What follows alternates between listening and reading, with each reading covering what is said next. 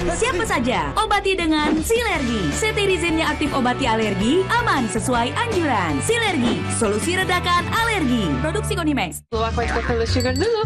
Wah, rendah gula. Nyaman diminum.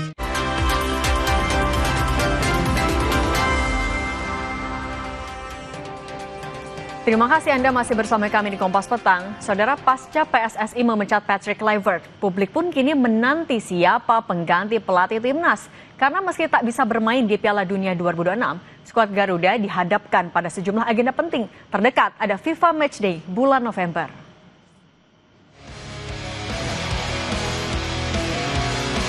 Siapa sosok pengganti Kluivert? Ini yang ditunggu pendukung timnas pasca PSSI resmi memecat pelatih asal Belanda ini. Penunjukan pelatih yang tepat dan memiliki kapasitas jadi tugas penting PSSI saat ini. Analis sepak bola yang juga wartawan harian Kompas, Ihsan Mahar bilang, PSSI harus mencari pelatih yang paham persaingan di Asia dan juga paham dengan permainan timnas. Yang paling realistisnya untuk mencari pelatih baru dengan masa tenggat waktu sekarang paling mungkin yaitu di bulan Maret nanti pergantian. Beberapa nama tadi kita sebutkan juga ada Jesus Navas, ada Bernardo Tavares juga bisa jadi peluang. Tapi saya juga menyoroti kita butuh pelatih yang benar-benar sudah paham persaingan di Asia. Sejumlah nama yang mencuat sebagai kandidat pelatih adalah 3 nama juru taktik yang berada di Liga Super. Yang pertama, Bojan Hodak, pelatih Persib Bandung yang menangani Persib sejak Juli 2023 hingga saat ini. Bojan memiliki lisensi kepelatihan Pro UEFA. Lalu ada nama Jan Olderi Kering yang menangani Dewa United sejak Januari 2023. Ia juga mengantongi lisensi kepelatihan Pro UEFA. Dan terakhir adalah Rahmat Dermawan yang kembali ditunjuk jadi pelatih Persipura Jayapura. Ia juga pernah sukses mengantar timnas U23 Indonesia meraih medali perak di ajang SEA Games 2011 dan 2013. Nama lain yang juga santer adalah mantan pelatih timnas Sintayong. Mantan penerjemah Sintayong, Jang Sakseo atau JJ, mengatakan bahwa STY terbuka untuk berdiskusi soal hal ini. Namun, JJ mengingatkan PSSI harus berhati-hati dengan cara merekrut kembali STY. Terbuka, saya yakin. Jadi mungkin tergantung dari PSSI-nya bagaimana nge-treat coach-nya. Jadi kita harus tunggu memang apa yang PSSI akan lakukan pada coach-nya. Itu sih sebenarnya paling penting. Apalagi kan pernah bisa dibilang pernah memecat gitu kan. Jadi itu yang mungkin bisa dibilang mungkin tersinggung juga kan. Jadi mungkin harus hati-hati juga, dan nggak tahu dari cara PSSI misalnya kalau mau hire coach-nya ya mungkin harus hati-hati juga, dan caranya mungkin harus halus gitu. Pemecatan Patrick Kluivert juga direspons oleh Istana dan berharap PSSI segera mencari pengganti Kluivert untuk mengisi kekosongan pelatih. Untuk sesegera mungkin bisa mencari penggantinya, karena bagaimanapun kita tidak boleh patah arang, kita harus terus yakin, terus berusaha untuk memperbaiki kualitas tim nasional kita, sehingga diharapkan pada saatnya nanti apa yang menjadi mimpi dari 287 juta rakyat Indonesia untuk timnas kita bisa berlaga di kancah Piala Dunia dapat terwujud. Soal siapa pengganti Kluivert, Ketua Umum PSSI meminta waktu untuk menjelaskan soal sosok siapa pelatih baru timnas ke publik. Untuk yang bola jangan hari ini, ya. Ya karena ini kan tempatnya nggak pas. Kalau nggak nanti yang lain, kasih waktu saya 2 hari, ya. Tapi kan statementnya udah ada di publik semua, ya. Meski tidak bisa bermain di Piala Dunia 2026, skuad Garuda dihadapkan pada sejumlah agenda penting. Terdekat yaitu ada FIFA Matchday pada bulan November, lalu ada Piala AFF 2026, dan akhirnya Piala Asia 2027. Maka penunjukan pelatih timnas harus segera dilakukan PSSI agar tidak mengganggu persiapan. Tim Liputan, Kompas TV.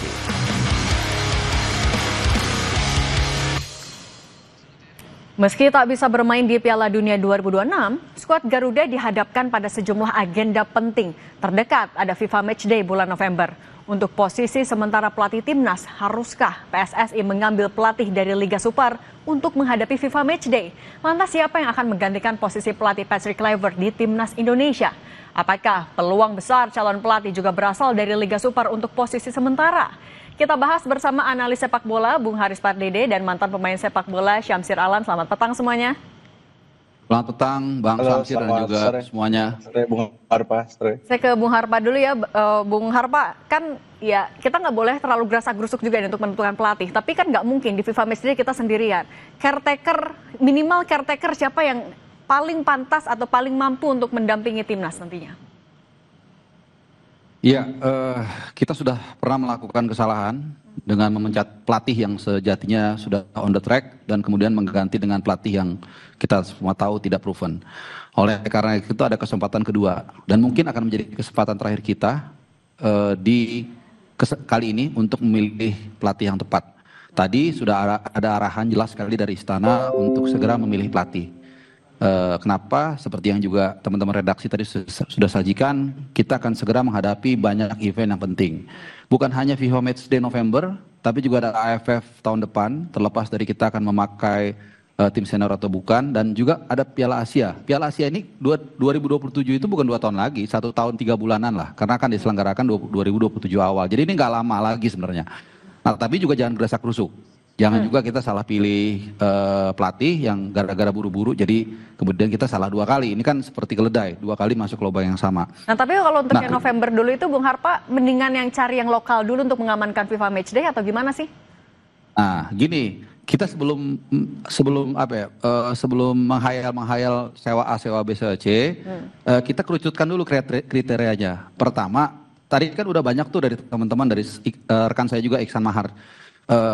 Kriterianya ada mulai dari mengenal sepak bola Asia, mengenal sepak bola apa segala macam. Tapi pertama yang jangan mesti diingat budgetnya dulu nih. Jadi jangan kita misalnya mau nyewa Jesus Casa lah, mau nyewa Mourinho lah, tapi kantong nggak cukup, kan itu juga nggak masuk akal ya. Jadi logistik dulu. Yang kedua kemudian availability. Ya, siapa yang lagi available nih? Oke, misalnya ada yang bagus, harganya cocok, tapi lagi ngelatih kan juga nggak bisa. Nah, baru yang ketiga adalah kriteria empiris. Misalnya cocok dengan ke sepak bola kita, mengenal dan lain-lain. Kalau saya lihat dari semua kriteria ini, sebenarnya yang ditampilkan tadi itu nggak ada, yaitu Sintayong. Kalau kita mau semua kriteria itu masuk dan logistiknya masuk, ya Sintayong. Kenapa? Karena dialah yang paling mengenal sepak bola kita, dialah yang membawa filosofi sepak bola ke kita, dan gajinya ini masih dicicil Mbak. Jadi kita nggak perlu lagi keluar duit untuk sewa pelatih baru. Kalau pelatih baru itu bukan hanya gaji yang harus kita bayarkan, beriringan dengan Sintayongnya juga masih kita bayar, signing fee-nya juga ada nih, nggak murah. Plus lagi adaptasi dan lain-lain. Apalagi tadi Mbak sendiri udah bilang kan, Mbak Cindy, November nanti ada FIFA Matchday. Dan yang terakhir, ini juga faktor yang perlu kita perhitungkan. Saya yakin sekali mayoritas rakyat Indonesia akan membuka dengan tangan terbuka kalau Sintayong akan kembali, dan saya jamin November itu akan penuh GBK kalau memang FIFA Matchday digelar di sana. Paling ada 1-2 lah yang nggak setuju atau mungkin yang memang sengaja buzzer untuk mengkondisikan opini. Seperti itu. Oke, nah kalau dari Bung Alam ya, kalau pandangan Anda sebagai mantan pemain juga, ini mendingan kita caretaker dulu nih, yang aman dulu sampai November, atau ya ayo kita sesegera mungkin cari pelatih? Iya, yang tadi Bung Harpa bilang sih simpel aja gitu, kayak ya memang dari dulu kan kita udah tahu sendiri, rakyat Indonesia juga udah makin pintar sekarang apalagi soal sepak bola. Iya, menurut saya Sintayong juga lagi free sekarang, kenapa harus cari yang lain gitu, kayak budgetnya masuk, terus dia juga masih ada gaji yang dicicil ke kita segala macam, jadinya ya Sintayong lah, dan rakyat Indonesia juga semuanya bilangnya mau Sintayong lagi balik kok. Jadi simpel aja, dan saya yakin juga semua pemain juga cocok sih. Berarti maksudnya nggak usah caretaker, langsung aja Sintayong jadi pelatih lagi maksudnya itu? Buat apa lagi coba-coba lagi, nanti budgetnya mahal lagi, kan itu nggak cuma masalah gaji aja, ada signing fee, ada tetek bengek segala macam, belum juga kalau pelatihnya bawa tim yang besar, itu kan bukan budget yang sedikit gitu. Nah, ya udah ada STY, ya kenapa enggak gitu kan. Tadi Bung Harpa juga bilang rakyat Indonesia pasti dengan tangan terbuka, paling 1-2 ya Bung yang ngoceh ya, yang nggak setuju kan. Oh iya itu. Nah, tapi ya dianya ya kitanya oke tahan terbuka, tapi kan dia juga dibilangin harus hati-hati nih soalnya kayak agak sakit hati STY. Nah itu gimana Bung Harpa? Kira-kira mulus gak? Nah, oke, gini, memang kuncinya di sini nih soal ego, ya. Sebenarnya yang paling beruntung kalau STY itu kembali adalah PSSI. Kenapa? Karena pasti akan ada validasi, akan ada lagi mosi atau kepercayaan akan tumbuh di PSSI, kan gitu kan. Nah, Sintayong bisa aja nolak, dia sudah banyak duit, dia bisa santai-santai di Korea nggak masalah. Yang pusing kan sekarang sasaran tembak ini PSSI, karena dituntut, orang lagi ngelototin nih siapa nih pelatih baru yang akan diambil. Nah, tadi melalui penerjemahnya JJ sudah sudah memberikan hints. STY itu mau kembali, padahal dia disakitin loh Mbak. Karena dia diberikan surat pemecatan itu, kalau nggak salah itu pagi, tanggal 6, dan tanpa diberitahu aba-aba, dan siangnya langsung diumumkan. Nah itu kan sebenarnya sangat menyakitkan kan. Nah tapi kalau sampai dia masih mau membuka hatinya, ini kan artinya ada kesempatan kedua yang positif, yang seharusnya malah senang PSSI. Tinggal apakah PSSI mau menurunkan sedikit egonya, dan untuk kemudian rekonsiliasi. Dan makanya tadi JJ memberikan hints kan, harus hati-hati men-trade-nya. Karena udah ada hati yang terluka nih. Tapi siapa tahu lukanya sudah sembuh, kemudian bisa rekonsiliasi lagi, dan kita tatap ke depan. Kita berikan kesempatan. Dan gak usah kita banding-bandingkan lagi, gak usah kita ungkut-ungkut yang lalu. Kita dukung sama-sama, dukung PSSI, dukung nanti Coach Shin. Semoga kita bisa berjaya di event-event yang ada, AFF maupun Asia. Bahkan juga kita dukung nanti untuk Piala Dunia 2030. Oke, tujuan kan sebenarnya sama ya untuk mengeksplorasi timnas lebih baik lagi, tapi dari Bung Alam berarti PSS ini dalam waktu dekat, oke, STY jadi opsi yang dipertimbangkan oleh netizen, oleh masyarakat semuanya, tapi PSSI bisa apa lagi sih? Iya, di situasi sekarang yang tadi Bung Harpa bilang juga, PSSI harus sedikit menurunkan egonya dia, karena percaya deh sama saya, kalau memang PSSI berhasil dengan hati-hati, istilahnya membujuk Coach STY untuk balik ke Indonesia, saya rasa kepercayaan masyarakat dan rasa kecintaan masyarakat terhadap PSSI akan tumbuh dengan sendirinya lagi sih menurut saya. Ini kesempatan besar buat PSSI juga mengambil hati masyarakat lagi setelah kemarin banyak hiruk pikuk ini itu segala macam, sampai saya tuh sampai beneran gak mikirin event-event yang akan datang, karena menurut saya Piala Dunia itu event yang sangat besar dan kita hampir meraih itu sedikit lagi, dan saya juga nggak tahu nih 4 tahun ke depan lagi harus kita sepak bola kita di mana, tapi kemarin itu udah bener-bener saya sih sakit hati dan kecewa banget ya. Kemarin kita gagal bukan sama pemain sama sekali. Saya nggak, itu teman-teman saya semua, saya tahu rasa jadi pemain, tapi ya tolonglah PSSI. Dari kemarin saya bahas tentang pemain, Mark Locke segala macam, saya sama pemain saya tidak ada menyerang pemain sama sekali, karena saya tahu rasa jadi pemain pasti punya rasa yang sangat bangga membela negara dia, apalagi hampir main di Piala Dunia, membela negara yang mimpi aja tuh kemarin-kemarin tuh kita enggak buat main Piala Dunia. Cuma target kita apa sih, AFF, di final juga kalah. Kemarin kita mau main Piala Dunia gitu loh. Mereka kecewa banget, tapi tolong PSSI, tadi Bung Harpa bilang bener, turunkan sedikit egonya, coba bujuk lagi Coach STY. Saya rasa lukanya Coach STY, cintanya Coach STY ke Indonesia akan lebih besar daripada lukanya sih menurut saya. Oke, nama STY kita simpen dulu, dan itu kan juga didukung sebagian netizen. Tapi kan keputusan tetap di PSSI. Kalau selain STY, sebenarnya dengan komposisi pemain kita yang juga banyak sekali naturalisasinya, ini apakah jadi alasan kalau kita harus nyari kayaknya pelatihnya dari luar aja deh, atau lokal juga sebenarnya oke? Bung Alam silakan. Kalau saya sih nggak suka adaptasi lagi gitu, maksudnya. Ya saya kan juga dengar dari pemain beberapa cerita, sebenarnya menurut saya tidak ada masalah kok sama Coach STY, menurut saya nggak tahu kalau yang pemain diaspora juga saya beberapa nggak kenal, saya nggak tahu. Tapi kalau untuk pelatih lokal, saya belum menemukan kandidat, tapi kalau untuk pelatih luar saya juga, karena dari kemarin setelah kita kalah itu, saya belum lihat lagi tuh kandidat pelatih siapa, saya nggak musuhin itu karena masih benar-benar kecewa sih, gitu, karena ini Piala Dunia gitu, gue mau denger, gue nggak bisa main di Piala Dunia, tapi negara gue mau main di Piala Dunia nih, gue denger lagu kebangsaan gue main di Piala Dunia itu, aduh, sampai belum mikirin, tapi ya karena fokusnya cuma ke Coach STY aja sih, saya nggak punya kandidat lain. Nah kalau dari Bung Harpa gimana? Dengan komposisi mayoritas, banyak sekali kita diasporanya, haruskah emang pelatihnya dari luar?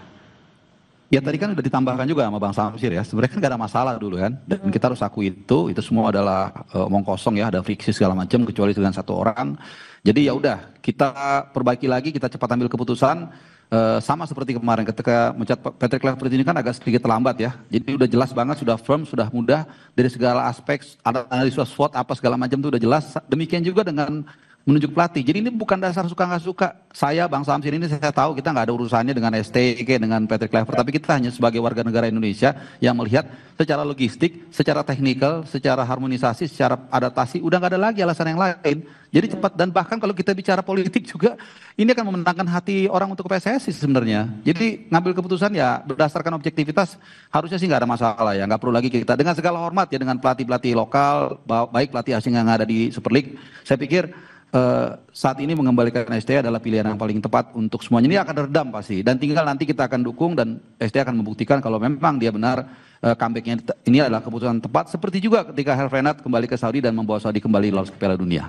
Oke, Bung Alam kalau gitu sedikit saja prioritas dari PSSI memilih pelatih, tapi juga apa yang bisa dilakukan oleh timnas sekarang sambil menunggu di masa kekosongan pelatih ini, singkat saja. Ya mungkin fokus di klubnya masing-masing.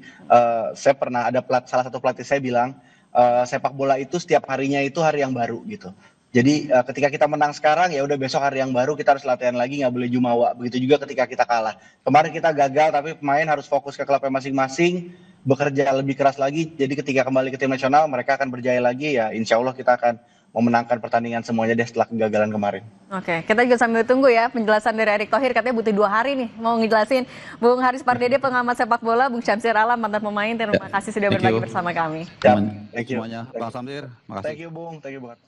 Kami masih akan kembali dengan informasi Presiden Prabowo Subianto hari ini merayakan ulang tahun ke-74. Ucapan selamat datang dari sejumlah kalangan, termasuk dari Presiden ke-7 RI Joko Widodo dan mantan Gubernur Jakarta Anies Baswedan.